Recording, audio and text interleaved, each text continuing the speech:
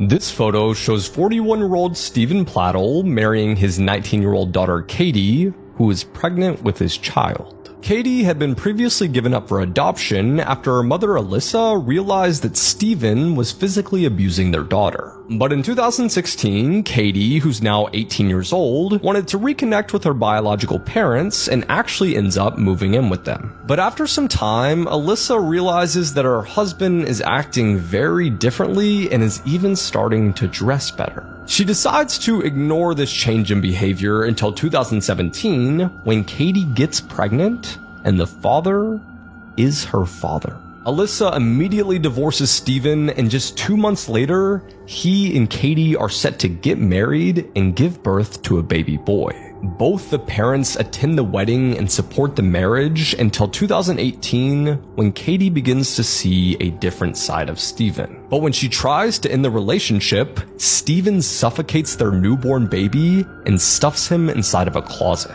He then proceeds to shoot both Katie and her adoptive dad before turning the gun on himself. This man lost his life after his pet hippo turned on him. Marius Els adopted 5-month-old baby Humphrey and took him to live in his 400-acre farm in South Africa. When Humphrey was a baby, everything was fine, but a lot of people warned Marius how dangerous Humphrey can become when he gets bigger. Marius ignored everyone and treated Humphrey like a pet. He would even ride on his back for fun and showed zero fear of this hippo. But it wasn't long until Humphrey got bigger and he eventually reached 1.2 tons and attacked Marius's nephew and almost killed him. But that's not all. In 2011, Humphrey attacked Marius in front of his family and took his life. This all happened when Marius called Humphrey to eat, and according to Marius's family, Humphrey's demeanor was different on this day, basically showing signs of aggression. Marius believed that his pet hippo would never betray him, so he ignored all these signs. When he continued to call Humphrey out of the water to eat, Humphrey suddenly stormed out and attacked Marius, biting into his body multiple times and then dragging him into the water. And this all happened in front of his family, the same people that warned Marius about Humphrey. What's crazy is that even though hippos look super sweet and cute compared to other wild animals, they actually kill more people each year than any other mammal on this planet. Just something to keep in mind. Things that bother you, they never bother me. I feel happy and fine. I hope your seatbelt is fastened because this is a gross case. Hi, my name is Ethan and here's everything you need to know in under 1 minute. Phen Man Yi was a 23-year-old girl who was a hostess at a nightclub and she had been struggling with addiction. In early 1997, Phen Man Yi met Chen Man Lok at the nightclub where she worked. It was later determined that Chen Man Lok had money to help Phen Man Yi's addiction problems. One night, she took his wallet and stole $4,000 cash. As soon as he noticed his cash was gone, he enlisted 2 of his henchmen to take Phen Man Yi. They successfully kidnapped her, and for a month they beat her, set her on fire, and forced her to eat her own feces. Unfortunately, she eventually succumbed to her wounds, and the 3 men were arrested and sentenced to life in prison. One crazy fact about this case is they even had a 14-year-old girl help participate in beating Phen Man Yi up. Mommy told me something a little girl should know. It's all about the devil. This is the story of the eye drop murderer. I'm Dr. Sam and this is New Fear Unlocked. This week's story is about Lynn Hernan. She's a 61-year-old beautician from Wisconsin. She had 2 main groups of friends. One of them was Jessie Krzeski. She treated Jessie like a daughter. And because Lynn did have some medical issues, Jessie was also her caregiver. One day, Jessie made a phone call to 911, saying that she found Lynn with crushed medication on her chest, and Lynn was no longer breathing. Naturally, the detectives thought it was an overdose, until the autopsy results came back. She was poisoned by tetrahydrozoline, which is commonly found in eye drops like these. Tetrahydrozoline is typically used for red eyes because it works to constrict blood vessels. But if they are accidentally consumed, it can cause profound sedation and very low blood pressure. And it turns out that Jessie eventually admitted to putting these eye drops into Lynn's water. Not just a few drops, but 6 entire bottles of the eye drop. This led to the fatal poisoning and death of Lynn Hernan. So don't do this for a prank. And it is important to know that eye drops typically contain a higher concentration of medication. to increase the absorption in the eye. And if you ever feel the bitterness in your throat when you use eye drops, that is because the large majority of eye drops drain through your tear duct into the back of your throat. That is why you should always just use one drop of medicated eye drops. And to minimize the side effects of eye drops, you should press and hold here for about 3 minutes after using the eye drops. Thankfully, justice was served to someone who chose greed over friendship. Now you know. Horror movie facts that will haunt your nightmares. Coraline. The soundtrack in the movie is a French children choir singing. Surprisingly, they aren't actually singing in French. They're singing in a completely made-up language. If you look on the wall of the dining room in the other mother's home, you'll see 3 portraits of silhouettes. These likely represent the 3 ghost children that appear later in the film. In the normal world, the boy is sad and has dropped his ice cream. But in the other world, he's happy and his ice cream is perfect. Mr. Babinski's blue skin may appear to be a design choice, but the badge he wears pinned to his shirt has a dark meaning. It was actually a real medal given to those who helped clean up the site of the 1986 Chernobyl nuclear disaster. So if Babinski helped with the cleanup, his skin could be blue due to the radiation exposure. The back of the chair above where Coraline's doll sits features a small flower-shaped pattern. And this flower is almost exactly like the one on the back of Jack Torrance's chair in The Shining. The Welcome Home cake features a double loop on the O. And according to graphology, a double loop on the lowercase o means that the person who wrote it is not telling the truth. But on the cake, there is actually only one double loop, meaning that Coraline is welcome, but she is not home. Why would you abuse an 18-month-old child? Well, for a start, I didn't. And Well, that's not true, is it? it is true. No, I'm sorry, you're Oh, wrong. I'm sorry. How old was she? Huh? How old was she, Peter? You are confusing different things. I don't want to get into that. How old was she? Huh? How old was she? I don't want to get into any of that yet. Right, okay. Whether that child was 18 months, 2 years, 3 years, or perhaps we're mixing it up with a 9-year-old child, or an 11-year-old girl, 12-year-old girl. You've done it to all of them, haven't you? All right, I will go back to this now. No comment.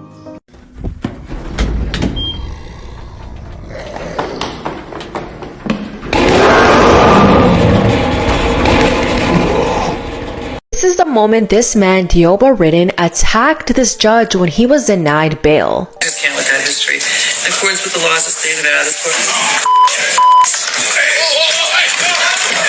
In the aftermath of the attack, panic ensues as it's clear more help is needed in the courtroom. What's weird is that right before he was denied bail, he told the judge that if she decided to sentence him, he was okay with it. Thankfully, Judge Mary was okay and only suffered a few minor injuries.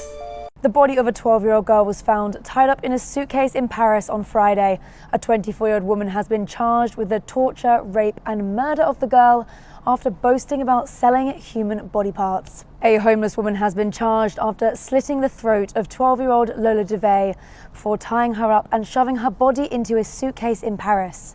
Darby B, who has extreme psychological problems, was indicted today over the gruesome killing of Lola on Friday. Tragically, the young girl was found with tape over her face, her throat slit, her hands and her feet bound, as well as the numbers 1 and 0 imprinted onto her chest, they think from some kind of device, as it wasn't etched into her skin. The suspect had actually boasted about selling human body parts, an investigating source said. They also said they had evidence to believe she was led down to a basement before she was tortured, raped, strangled and ultimately had her throat slit. She was reported missing by her parents when she failed to return home from school, which was only a few yards from her home. Residents claim they even saw her dragging around the suitcase 2 hours prior to Lola's disappearance, with witnesses claiming it was stained with blood and smelt strongly of bleach.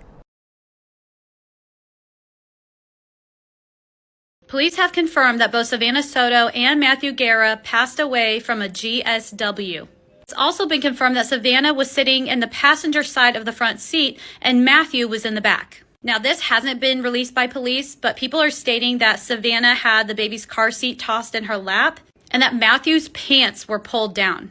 Now, I'm thinking that Matthew was probably in the driver's seat originally and maybe got dragged to the back. Police also confirmed that an unborn child is also deceased, so there was a lot of talk about whether the baby could have been possibly taken. That did not happen.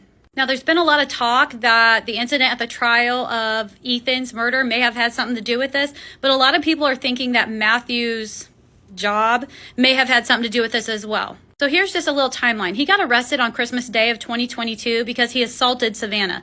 And then he violated the terms of his bail by contacting her. So he was arrested again on the 29th. He was put on probation, but then he got some unrelated charges such as unlawful carrying of a weapon, evading arrest, and reckless driving. Now, his probation was originally supposed to end in June of 2024, but because of those extra charges, a judge extended it until February of 2025. I also want to add that people are stating that Matthew's dad apparently went over to the apartment and took weapons and drugs and money, which I personally find is kind of odd, but I don't know. Anyway, I'll keep you guys updated as details come out. What do you guys think?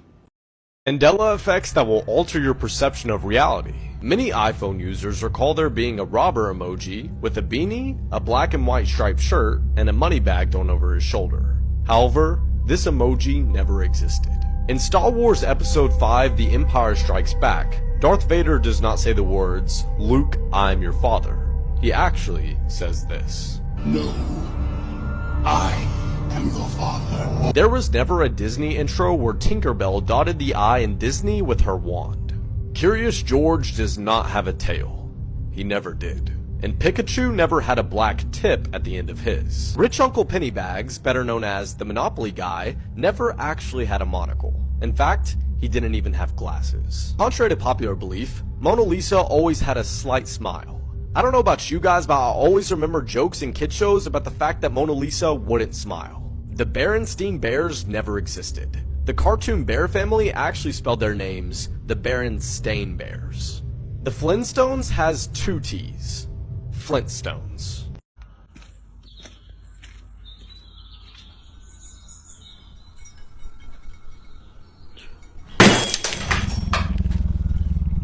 A rape suspect who faked his own death has been extradited from Scotland to the US after a long-running legal battle. Scottish ministers signed an order in September last year giving permission for 36-year-old Nicholas Rossi to be extradited. Last month, appeal judges had quashed Rossi's bid to avoid extradition, paving the way for him to be removed from Scotland to face serious sex charges in the US.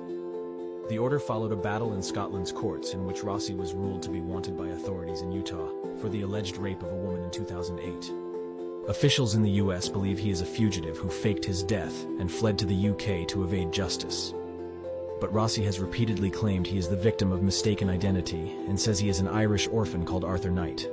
The suspect, who was born Nicholas Alaverdian before changing his surname to that of his adoptive stepfather, David Rossi, claimed he had been diagnosed with stage 4 non-Hodgkin's lymphoma in late 2019 and told friends he was dying.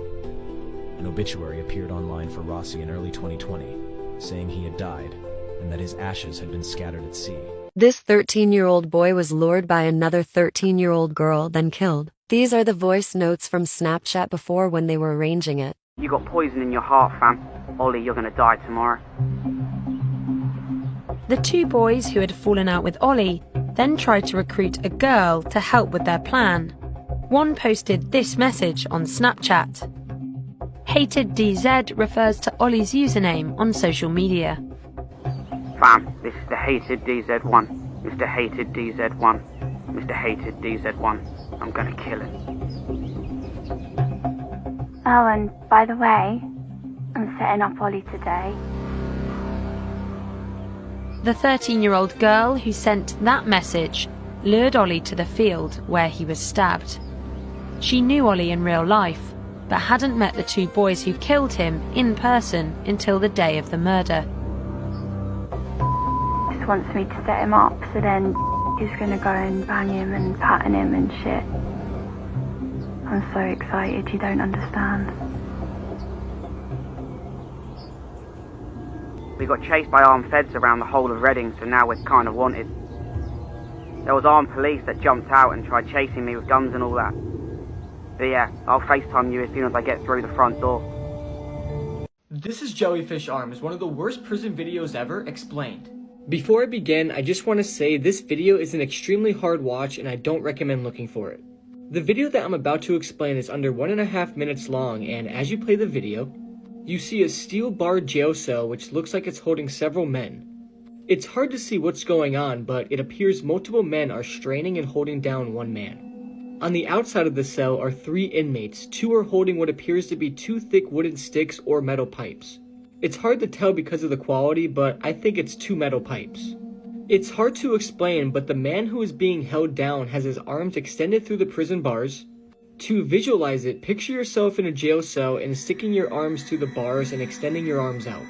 One of the men outside of the cell is holding a rope that is tied to the victim's arm, and he is pulling it tightly so that the arm is completely outstretched and straight.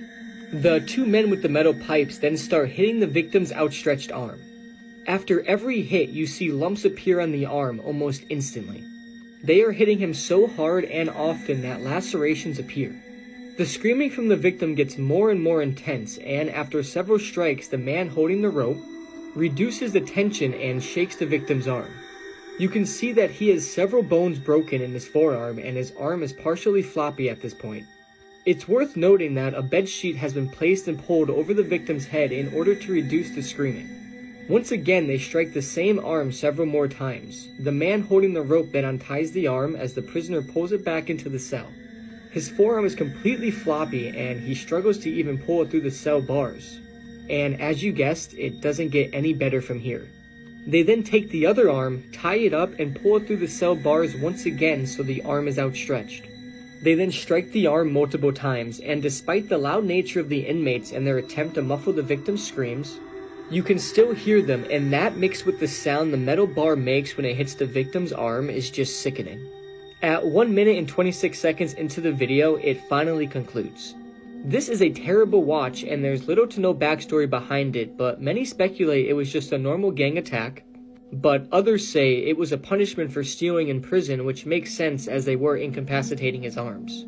Regardless, it's a very sickening video, and I don't recommend watching it. Curtain number 1 is correct. A woman named Colleen Stan was locked in a box, kept under a bed for 23 hours a day, only to be let out to be tortured for years. In May of 1977, Colleen was hitchhiking along the I-5 to a friend's birthday party. A man named Cameron Hooker and his wife Janice picked her up, and I'm sure they seemed trustworthy, just a couple who even had their child in the backseat. That is until Hooker turned into a remote area, pulled out a knife, and held it to Colleen's throat. He then forced her into this kind of homemade sensory deprivation box that blocked out all the light and sound and weighed 20 pounds. He dragged her into the basement, and that is where Colleen's 7 years of torture really began. She was tied naked to the ceiling by her wrists and beaten, electrocuted, whipped, even burned. Colleen was regularly abused by the couple and even forced to watch them have sex, but at least at the beginning, Hooker promised not to sexually assault her, but that quickly changed. Now this is where the story gets even worse. The couple moved to a mobile home, and there Colleen was forced to live her days inside of a coffin-sized box shoved under the couple's bed, only to be let out to be raped, tortured, or babysit their kids. Colleen was brainwashed. Hooker made her believe that he was in a satanic cult who would hurt her family if she ever tried to leave, and he used that manipulation to get her to sign a contract agreeing to be their sex slave for 4 years. The agreement gave her a little more freedom. She was allowed to go outside and even visit her family, but Hooker went with her for both of those times. And remember, she thought he was in a satanic cult, so she never told her family the truth. Colleen was kept from 1977 to 1984 until Hooker decided he wanted her to be his second wife, and that is when Janice snapped.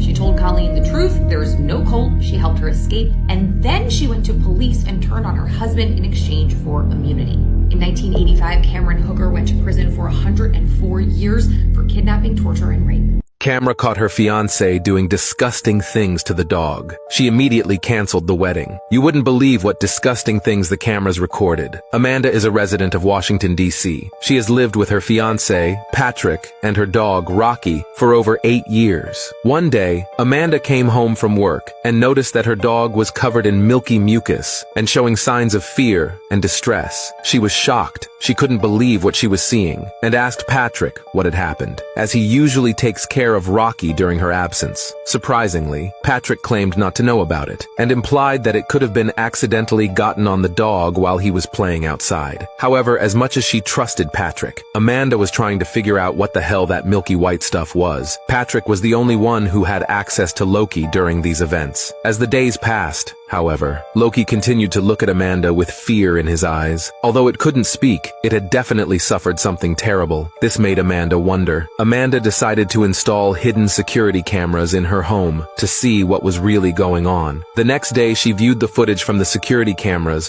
which showed Patrick's shocking behavior towards Loki. This shocking incident will no doubt shock you. Stay tuned for part 2 by commenting on dogs. One day, the mother left her daughter and the dog at home, but when she came back, she witnessed a terrible scene. 4-year-old Nina is usually cared for by her loving grandmother, and now it's in danger. With my grandmother sick, Nina's mom took time off work to take care of her daughter. Unfortunately, while Nina was asleep, her mother decided to go shopping at a nearby store, trusting their daughter's safety to their adorable dog. On the way to the store, Eugene unexpectedly ran into an old friend and struck up a conversation. Little did she know that the encounter would have serious consequences for Nina and their home. 2 criminals posing as construction workers targeted the apartment building, intended to enter through the corridor. By knocking on the door, they can determine which ones are easy to break into. Sadly, when they knocked on Nina's apartment door and got no answer, they started picking the lock. To their surprise, they heard a little girl's voice. That's 4-year-old Nina. However, these ruthless thieves thought there was only one child in the family